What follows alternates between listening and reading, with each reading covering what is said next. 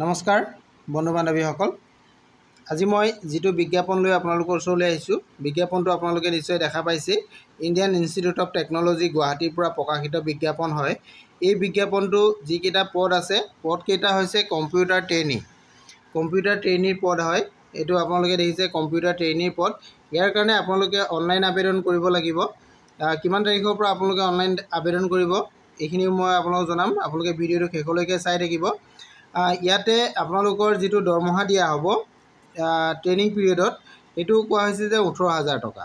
এইটো আপোনালোকে নিশ্চয় দেখিছে, এইটো 18,000 টকা পাৰ মান্থ আপোনালোকক দিয়া হ'ব এইটো। আৰু ইয়াৰে মুঠ পদ আছে আপোনালোকৰ, এইটো আপোনালোকে চাব পাৰিব।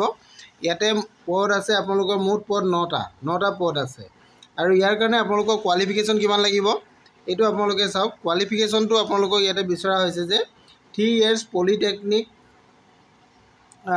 Diploma in computer science. Computer ছায়েন্সত আপোনালোকৰ পলিটেকনিক 3 বছৰৰ কোৰ্চৰ হ'ব, ডিপ্ল'মা থাকিব লাগিব।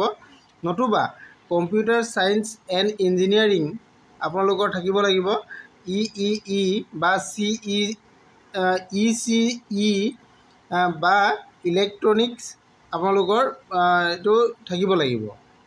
নতুবা আপোনালোকৰ ইয়াতে কোৱা হৈছে যে আৰু এটা বা 3 years BSc IT বা কম্পিউটাৰ ছায়েন্সত যদি হয়, বা আপোনালোকৰ BCA যদি কোৰ্চ আছে, ITI BCA ৰিকগনাইজ ইনষ্টিটিউট বা ইউনিভাৰ্চিটিৰ পৰা যদি কৰিছে, তেনেহ'লেও আপোনালোকে এই পদৰ কাৰণে আপোনালোকে আবেদন কৰিব পাৰিব। এইটো কথা আপোনালোকৰ ইয়াতে উল্লেখ কৰা আছে। এইটো আপোনালোকে বুজি পালে।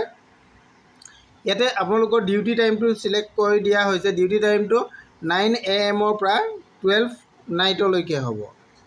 9 AM পৰা 12 নাইটলৈকে আপোনালোকৰ এই পদকেইটাৰ কাৰণে ডিউটি আপোনালোকে কৰিব লাগিব। এইটো কথা আপোনালোকে নিশ্চয় বুজি পালে। ইয়াৰ পিছত আপোনালোকৰ ইয়াতে জেনেৰেল ইনফৰ্মেশ্যন কেইটামান আছে, এইকেইটা আপোনালোকে চাব পাৰিব।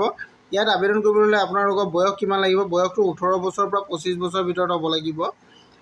আৰু ইয়াত আপোনালোকে কেনেধৰণে আবেদন কৰিব, অনলাইন আবেদনটো ইয়াৰ যিটো অফিচিয়েল ৱেবছাইট আছে, অনলাইন এপ্লিকেশ্যনটো আপোনালোকৰ ইয়াতে অফিচিয়েল ৱেবছাইটত, এইটো অফিচিয়েল ৱেবছাইটটো আপোনালোকে ইয়াতে গৈ আবেদনটো কৰি ল'ব পাৰিব। আপোনালোকে এই আবেদনটো লাষ্ট 7 জুলাইলৈকে দিয়া হৈছে। 7 জুলাইলৈকে আপোনালোকে আবেদন কৰিব পাৰিব। এতিয়া আপোনালোকে গম পালেই যে আবেদনটো আপোনালোকে অনলাইন থ্ৰুৱে কৰিব লাগিব।